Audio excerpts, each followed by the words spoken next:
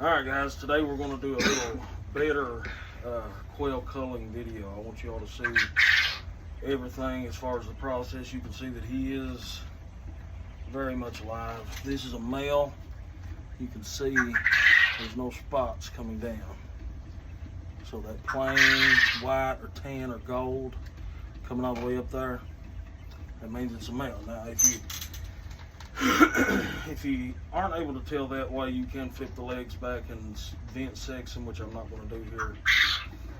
But I'm going to show you how to cull this quail fast and simple, quick and easy. Alright, so first off, I got my scissors. Now this is what I use. I use this type of scissors because it's got a little hook there and it actually hooks the neck. Now you can use some heavy duty scissors, but the fact of the matter is they're not gonna do as the good. head is going to roll and it just makes it harder to do. So that's why I went ahead and purchased me some of these, and that's why I got them. So the first thing you're going to do is you're going to dispatch the head, let them bleed out as much as possible. So if you're ready, I'm ready.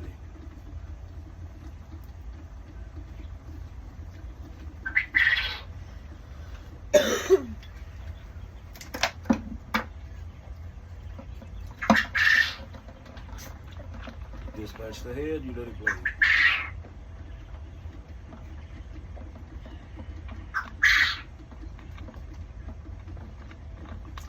A lot of people have asked me, is this similar to killing a chicken? No, it's not.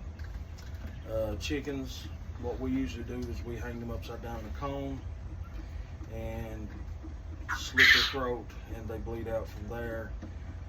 This is a much more personal kill, as you can see. You have to actually hold it. They do make smaller cones, but they flop around so bad it's just easier for me to do it this way.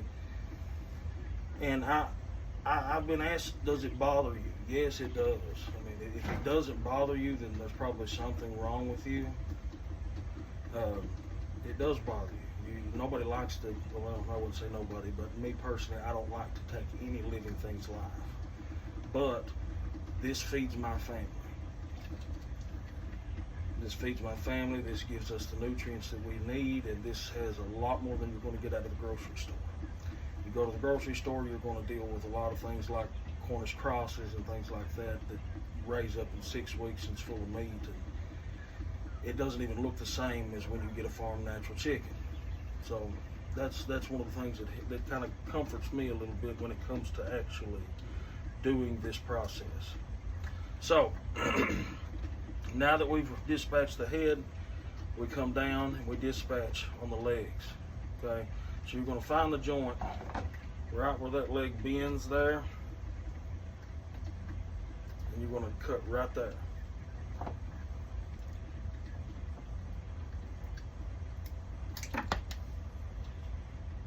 then right on the joint. Okay. Now the next thing you're going to do, you come up to the chest. So you're right at the chest where the neck was, right there. You can see where it comes down. So what I do there is I take it on each side and I just pull.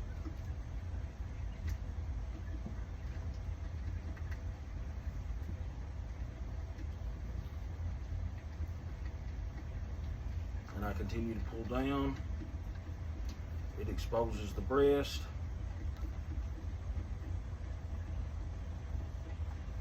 As you can see there, it exposes the breast, some of the fat. And I keep me a bucket of water over here to rinse off once I get done. Now these legs pull right out just like that.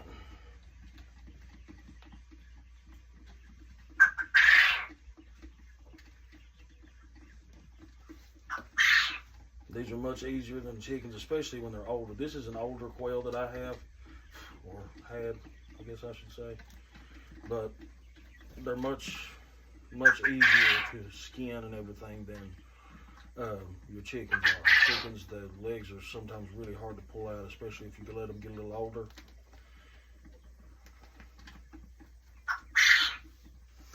Now we're going to dispatch the wings off.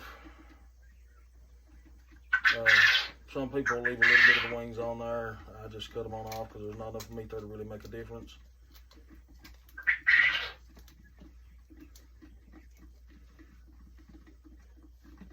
I know it looks like I'm dealing with some really dull scissors. No, it's just got a lot to cut through. There we go. Dispatch that wing.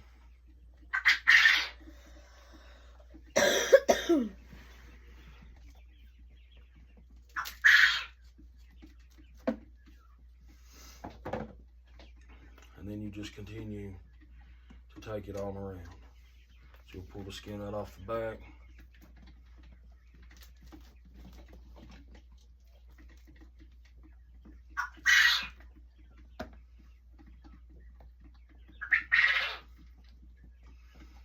Now we caught some young ones a while, or younger ones a while back, and they had a lot more, or a lot less fat on them than this does. This has got that real good white and yellow fat that you like to see.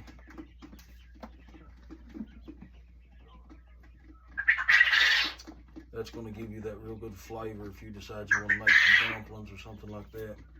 It's a much quicker process. I'm just trying to explain everything as I go. I've got some students that I teach, and they really wanted to see how everything is worked. So that's why I'm doing this. Hope you all enjoy it.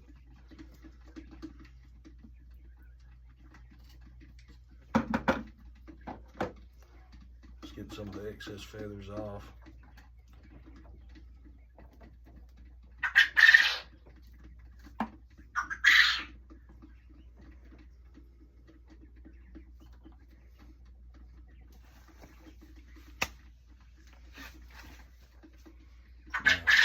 The next thing that I do is I come right up to the neck, and you find where that rib cage is on one side of the neck. Run right down in there, and you cut on each side of the spine.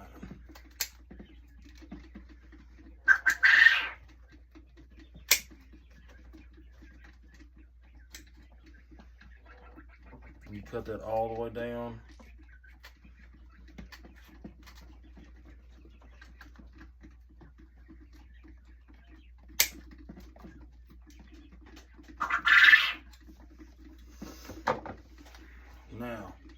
Now that I've got it cut, I'm going to come right up to the neck, pull down, and everything comes out right with that neck and spine.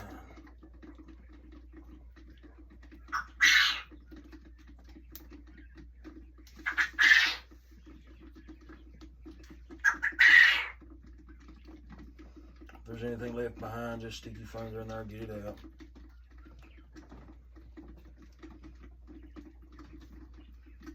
There we go.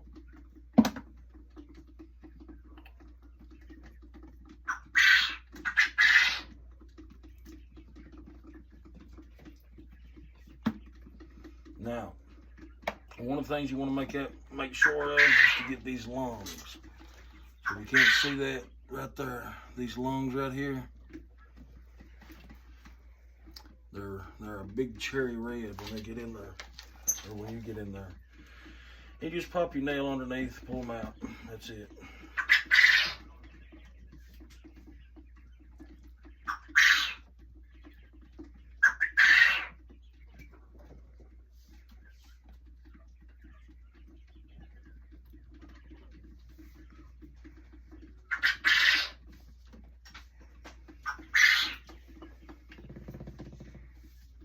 Now just rinse it off.